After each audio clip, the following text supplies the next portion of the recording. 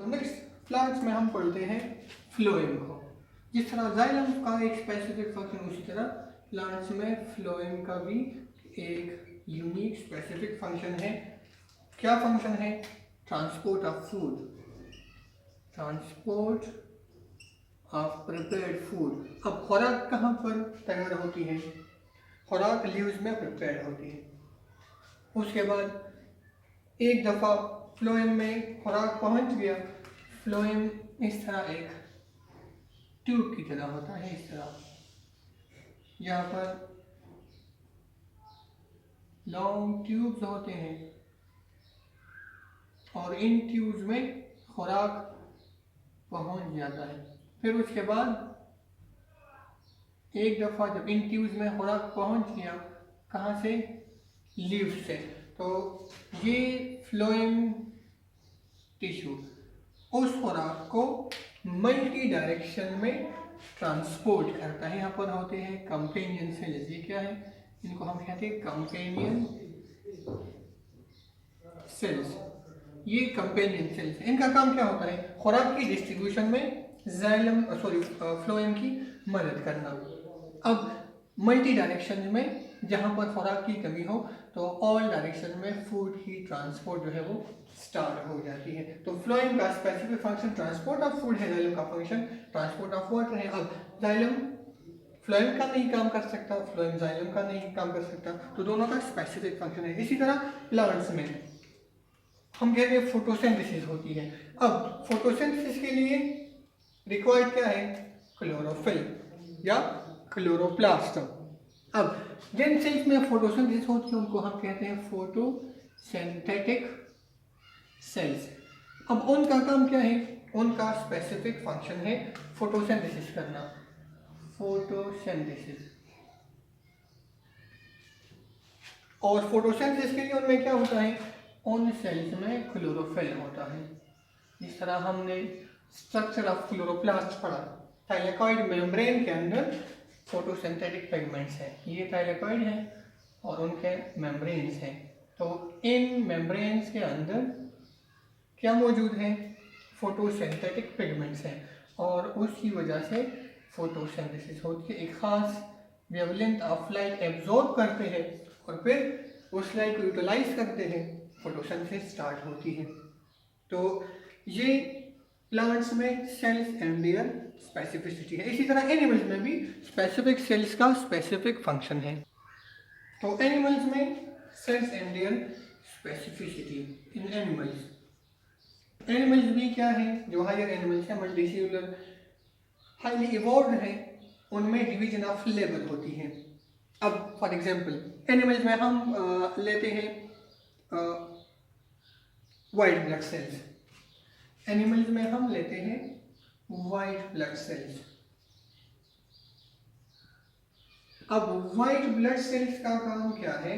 They play a role in our body's defence system, immunity जिसको हम कहते हैं। इम्यूनिटी क्या है? हमारी बॉडी में एक नेचुरल डिफेंस सिस्टम मौजूद है और वो हमारी बॉडी को मुख्तलिफ किस्म की डिजीज से महफूज बनाता है, अगेंस्ट जर्म या any other disease causing agents की ये वाइट ब्लड सेल्स काम करते हैं और हमारी बॉडी को सेफ बनाते हैं। तो अब वाइट ब्लड सेल्स का रोल क्या है? इम्यूनिटी है। वाइट ब्लड सेल्स कहाँ पर होते हैं? ये they flow in the blood stream में ये फ्लो करते हैं, ब्लड स्ट्रीम में मौजूद होते हैं। 1 to 2% वाइट ब्लड सेल्स, बाकी इस पर रेड ब्लड सेल्स, प्लेटलेट्स वगैरह है। तो ये small amount of white blood cells blood stream में फ्लो करते हैं और क्या इनका काम क्या होता है? They fight against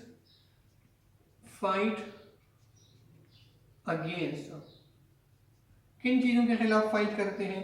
against viruses, body में वायरस इंटर होते हैं उनको किल करता है। बैक्टीरिया के खिलाफ फाइट करते हैं, फंजाई के खिलाफ, इसी तरह प्लस अदर फॉरेन पार्टिकल, जितने भी फॉरेन पार्टिकल्स हैं जो बाहर से आते हैं बॉडी के अंदर और वो हमारी बॉडी के लिए क्या है? नुकसानदेह है, बॉडी को नुकसान देते हैं, डिजीज कॉज कर सकते हैं। तो डिजीज कॉजिंग एजेंट्स के खिलाफ व्हाइट ब्लड सेल्स वो एक्शन लेते हैं, फाइट करते हैं, इम्यूनिटी में रोल प्ले करते हैं। अब व्हाइट ब्लड सेल्स का ये स्पेसिफिक फंक्शन हो गया। अब white blood cells need not to worry about distribution of food, क्योंकि ये क्या करते हैं, इनका काम इम्यूनिटी के साथ है। अच्छा, अब ये उनका फंक्शन हो गया, और इस फंक्शन की वजह से क्या है, प्रिवेंट डिजीजेस या प्रिवेंट इलनेस, हम लिख सकते हैं प्रिवेंट इलनेस, बीमार होने से हमें बचाते हैं। नेक्स्ट, एनिमल्स में नर्व सेल्स की हम बात करते हैं। नर्व सेल्स जिनको हम न्यूरॉन्स भी कहते हैं। न्यूरॉन्स क्या है? You must know they are the basic structural and functional units of nervous system. Neurons क्या है? नर्वस सिस्टम के बेसिक यूनिट्स हैं और कंडक्शन ऑफ मैसेजेस या इम्पल्सेस करते हैं बॉडी के अंदर। अब ये न्यूरॉन्स क्या है? इनका स्ट्रक्चर या फिर इनमें प्रेजेंस ऑफ ऑर्गेनेल्स है, उसकी वजह से कंडक्शन ऑफ इम्पल्सेस या मैसेजेस करते हैं। These are specialised nerve cells या न्यूरॉन्स क्या है? स्पेशलाइज्ड सेल्स हैं। स्पेशलाइज्ड सेल्स हैं। रोल क्या है इनका? कंडक्शन ऑफ नर्व इम्पल्सेस या मैसेजेस। और इसको हम कहते हैं कोऑर्डिनेशन। क्या? कोऑर्डिनेशन, राब्ता। कोऑर्डिनेशन क्या है? It is the cooperative working of cell, tissues, organs. क्या है? कोऑपरेटिव कंबाइंड वर्किंग है, work of cells, tissues, organs etcetera together for the proper functioning of the body. तो इसको हम कोऑर्डिनेशन कहते हैं। तो न्यूरॉन्स का जो रोल है कोऑर्डिनेशन में है। फॉर एग्जांपल, कोई भी हॉट सरफेस है, बॉडी कोई हमारा फॉर एग्जांपल फिंगर या फिर कोई और बॉडी का पार्ट कांटेक्ट में आ गया उसके, तो हम जल्दी से अपना हाथ विथड्रॉ करते हैं, खींच लेते हैं। इसका मतलब क्या हुआ? यहाँ पर एक मैसेज क्रिएट हुआ, जो हॉटनेस है, इम्पल्स है, कोई भी चेंज है। अब वो मैसेज न्यूरॉन ने लिया, स्पाइनल कॉर्ड तक वो मैसेज चला गया, स्पाइनल कॉर्ड ने रिप्लाई दे दिया कि ये कोई भी नुकसानदेह ऑब्जेक्ट है, तो हमने हाथ जो है वो पीछे किया। तो ये न्यूरॉन्स का फंक्शन है। इसी तरह हमारे जो वाइट ब्लड सेल्स हैं बॉडी के, सॉरी रेड ब्लड सेल्स हैं, RBCs, रेड ब्लड सेल्स हैं, तो उनका फंक्शन क्या है? ट्रांसपोर्ट ऑफ सब्सटेंसेस, मुख्तलिफ किस्म की चीज़ें ट्रांसपोर्ट करते हैं। वो कोई भी चीज़ हो सकता है, ऑक्सीजन हो सकता है, फूड वगैरह हो सकता है, लेकिन स्पेसिफिक जो फंक्शन है ऑक्सीजन के हवाले से, तो हाँ ऑक्सीजन ट्रांसपोर्ट करता है। अब रेड ब्लड सेल्स जो है क्या करते हैं? ट्रांसपोर्ट, इनका जो प्राइमरी फंक्शन है ऑक्सीजन, लंग्स से ऑक्सीजन लेते हैं ये रेड ब्लड सेल्स, उनको टिश्यू सेल्स में पहुंचाते हैं। अब इनका जो शेप है क्या है? ये बाई कॉन्केव शेप है। समझ आ गई बात? रेड ब्लड सेल्स क्या है? ये बाई कॉन्केव शेप है। अब शेप इनका बाई कॉन्केव है, और बाई मीन्स टू, तो जिस तरह दो कॉन्केव लेंस है मिले यहाँ पे, इस तरह इनका शेप होता है बाई कॉन्केव। और फंक्शन ट्रांसपोर्ट ऑफ ऑक्सीजन है। 7 to 8 माइक्रोमीटर ये होते हैं। अब red blood cells transport of oxygen करते हैं। बाई कॉन्केव शेप का मतलब क्या हुआ? High surface area to volume ratio.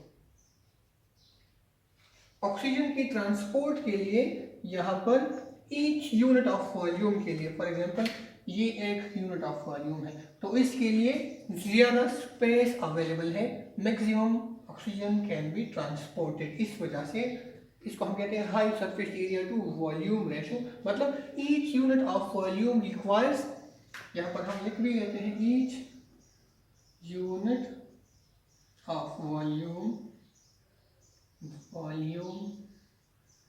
requires a specific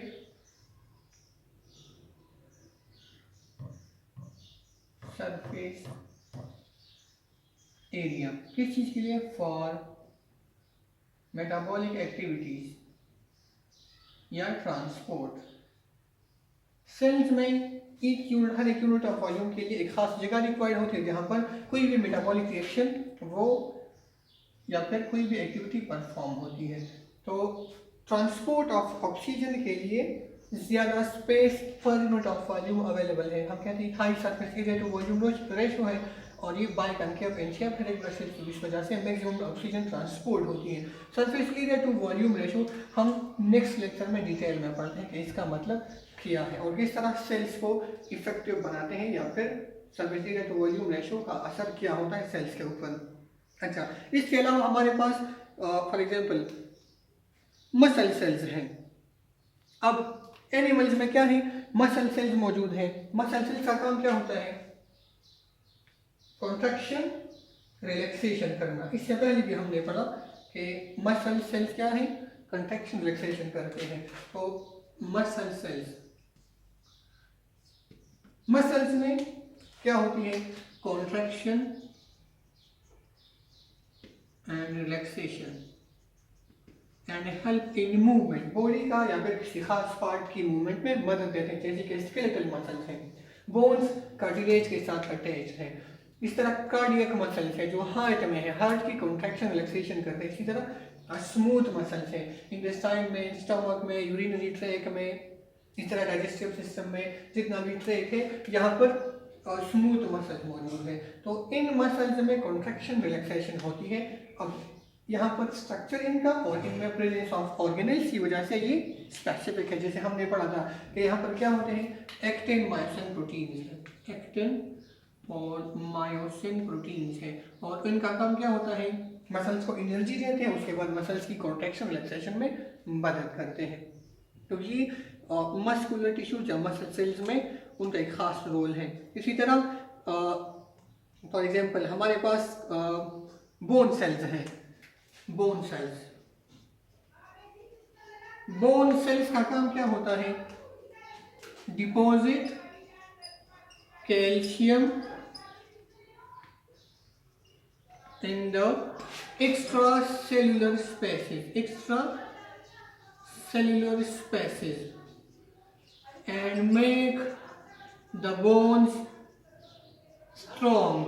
अब ये बोन सेल्स का फंक्शन है कि बोन्स के सेल्स के आसपास जो खाली जगह है उनको हम एक्स्ट्रा सेल्यूलर स्पेसेस कहते हैं। अच्छा, तो extra cellular space for example ये हमारे पास सेल है, ये दूसरा सेल है। अब दोनों सेल्स के दरमियान हमें ये स्पेस नजर आता है, इसको हम कहते हैं ये एक्स्ट्रा सेलुलर स्पेस है। ये है एक्स्ट्रा सेलुलर स्पेस, सेल के बाहर स्पेस है उसको हम एक्स्ट्रा सेलुलर स्पेसेस कहते हैं। अब इस स्पेसेस में मुख्तलिफ किस्म के सब्सटेंसेस मौजूद होते हैं। अब बोन सेल्स की जब हम बात करते हैं तो इन बोन सेल्स का काम होता है यहाँ पर कैल्शियम की डिपोजिशन करना, और कैल्शियम जब डिपॉजिट होगा तो बोन्स हमारे स्ट्रॉन्ग होंगे। तो ये बोन सेल की स्पेसिफिकेशन है, उनका स्पेसिफिक रोल है। अब बोन स्ट्रॉन्ग है, टफ है और ये बोन्स की जो प्रॉपर्टी है कि हमारी बॉडी को सपोर्ट देते हैं, हेल्प इन मूवमेंट, तो उनका फंक्शन है बोन्स का। अब बोन्स सेल्स का स्पेसिफिक फंक्शन हो गया। इसी तरह और भी बहुत सारी बॉडी के पार्ट्स हैं, सेल्स हैं जहाँ पर ऑर्गेनेल्स या उनका स्पेसिफिक शेप होने की वजह से उनके स्पेसिफिक फंक्शंस हैं। जैसे कि प्लांट्स में अगर हम बात करें रूट हेयर सेल्स की, तो प्लांट्स में जो रूट हेयर हैं, रूट्स के ऊपर स्मॉल टाइनी हेयर मौजूद हैं, उनको हम रूट हेयर कहते हैं। अब उनका क्या होता है? ज्यादा हेयर है, बहुत ज्यादा हेयर है, हम कहते हैं लार्ज सरफेस एरिया है। रूट हेयर सेल का सरफेस एरिया लार्जर है, इसकी वजह से absorption of water plus dissolve जो मिनरल्स है प्लस डिजॉल्व मिनरल्स क्या है, इंक्रीज होती है लार्ज सरफेस एरिया की वजह से रूट हेयर सेल्स में। इसी तरह हमने पढ़ा था गोल्गी अपरेटस और एंडोप्लाज्मिक रेटिकुलम, उनका जो नंबर है, नंबर डिपेंड करता है, हमने कहा था मेटाबॉलिक एक्टिविटीज पे। गोल्गी अपरेटस या गोल्गी बॉडी प्लस हमने पढ़ा था एंडोप्लाज्मिक रेटिकुलम, इनका जो नंबर है डिपेंड करता है on the metabolic activities of the cell. अब जिन सेल्स की मेटाबॉलिक एक्टिविटीज या फिर उनका काम सिक्रीशन के हवाले से होगा, सिक्रीशन ऑफ हार्मोन्स, एंजाइम वगैरह, प्रोटीन्स, जब वो ज़्यादा करते हैं तो उनमें high number of Golgi apparatus and endoplasmic reticulum होता है, जिसकी वजह से उनका स्पेसिफिक फंक्शन सिक्रीशन के हवाले से होता है। अब फॉर एग्जांपल हमारे पास है लिवर के सेल्स हैं, हमने पहले ये डिस्कस किया था, लिवर सेल्स हैं, तो उनका काम क्या है, सिक्रीशन के हवाले से है, तो उनमें ऑर्गेनेल्स ज़्यादा है, तो स्पेसिफिक जॉब उनकी सिक्रीशन के हवाले से है। अगर फॉर एग्जांपल हमारे पास मसल सेल्स हैं, मसल सेल्स, तो उनका काम ज़्यादा सिक्रीशन, बल्कि सिक्रीशन नहीं करते वो ज़्यादा, तो इस वजह से उनका जो है सिक्रीशन का रोल नहीं हो सकता, कंट्रैक्शन रिलैक्सेशन में उनका रोल है। तो ये मुख्तलिफ किस्म के सेल्स या फिर बॉडी में ऑर्गन्स है और उनका स्ट्रक्चर या उनमें प्रेजेंस ऑफ ऑर्गेनल्स की वजह से स्पेसिफिक उनके फंक्शंस हैं। जैसे एनिमल्स में हमने पढ़ा, फिर प्लांट्स में जाइलम फ्लोएम पढ़ा, फोटोसिंथेटिक सेल्स पढ़ा, रूट हेयर पढ़ा, एनिमल्स में हमने मसल सेल्स पढ़े, बोन सेल्स को हमने डिस्कस किया, इसी तरह हमने नर्व सेल्स, न्यूरॉन को डिस्कस किया, इस तरह हमने रेड ब्लड सेल्स को डिस्कस किया कि उनका इस तरह बाय कनकेव शेप उनका होता है। यहाँ पर एक प्रोटीन है, सेंटर में प्रोटीन है और उसको हम कहते हैं HB, हीमोग्लोबिन।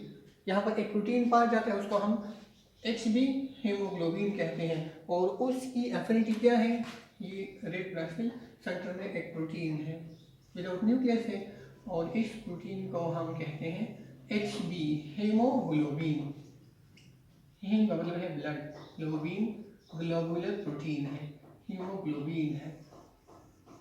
अब it shows affinity towards oxygen।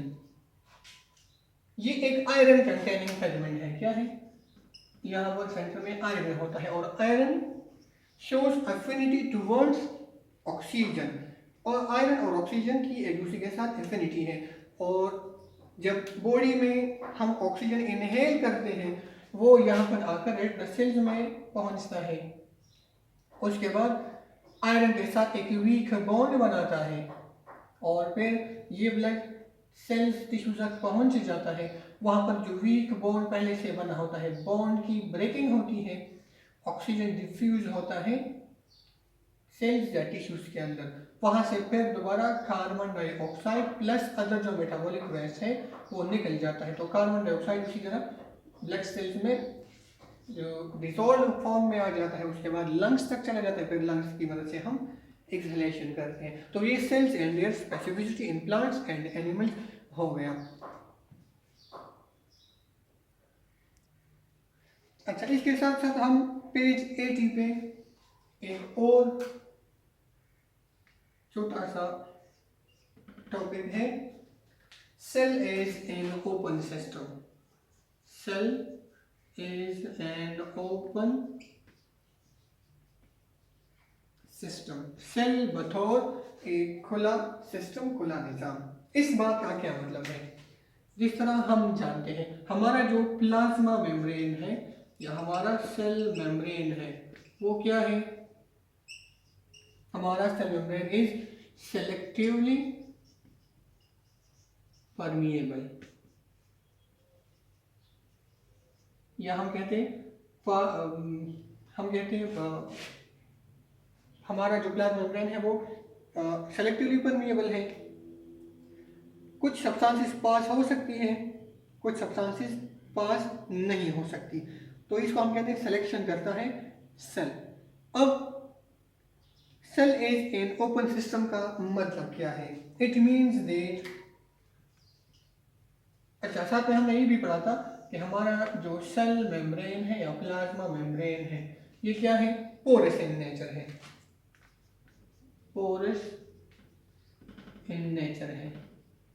Suppose ये कोई एक पार्ट है, इनलार्ज हम करते हैं तो इस तरह स्मॉल पोर्स हमें नजर आएंगे उसमें। अब इन पोर्स के थ्रू या फिर प्लाज्मा मेम्ब्रेन के थ्रू सब्सटेंसेस सेल के अंदर एंटर भी होते हैं, सेल से सब्सटेंसेस जो है बाहर रिलीज भी होते हैं।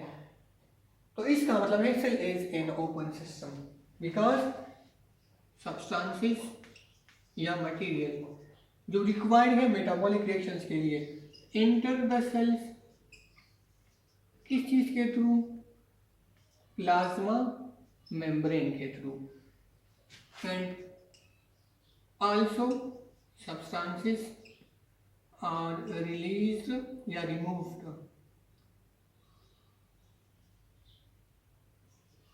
कम आउट ऑफ द सेल किस चीज के through, through plasma membrane. Plasma membrane के थ्रू सब्सटेंसेस एंटर भी होते हैं और सब्सटेंसेस बाहर भी निकलते हैं। अब मेटाबॉलिक रिएक्शंस के लिए कोई भी चीज़ ये रिक्वायर्ड है या रिक्वायर्ड चीज़ यहाँ पर सेल के आसपास मौजूद है। अब इन चीज़ों का जो सेल के अंदर जाना है वो या तो डायरेक्टली इन पोर्स के थ्रू ये पास हो सकती है ये चीज़ें, या फिर अगर ये चीज़ें पास नहीं हो सकती तो हम कहते हैं एंडोसाइटोसिस होती है। ये सेल मेम्ब्रेन है, कोई भी चीज़ अंदर लेना चाहता है तो इसका एक पॉकेट बनाता है क्योंकि इसका साइज बड़ा है, फिर भी अगर ये रिक्वायर्ड सब्सटेंस है तो इस तरह एक पॉकेट बन गया। अब उस पॉकेट के अंदर ये रिक्वायर्ड सब्सटेंस आ जाता है, सेल उसको साइटोप्लाज्म की तरफ ले जाता है और यहाँ पर दोबारा प्लाज्मा मेम्ब्रेन बन जाता है। तो या तो इसको हम कहते हैं एंडोसाइटोसिस, किसी चीज का सेल के अंदर चला जाना।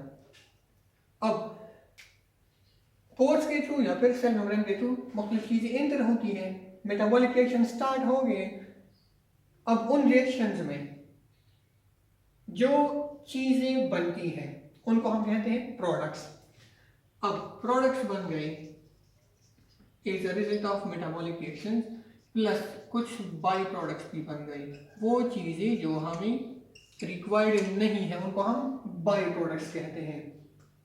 अब प्रोडक्ट्स इसी सेल के अंदर इस्तेमाल हो गई या फिर किसी और सेल की तरफ वो प्रोडक्ट्स ट्रांसपोर्ट हो गई, वो चीज़ें बाई प्रोडक्ट्स हैं या तो सेल से बाहर रिलीज हो जाती हैं अगर हार्मफुल है, अगर ज़्यादा हार्मफुल या फिर हार्मफुल नहीं है तो सेल के अंदर वो चीज़ें स्टोर्ड हो जाती हैं और फ्यूचर में अगर ज़रूरत हो तो उनको दोबारा यूटिलाइज किया जा सकता है।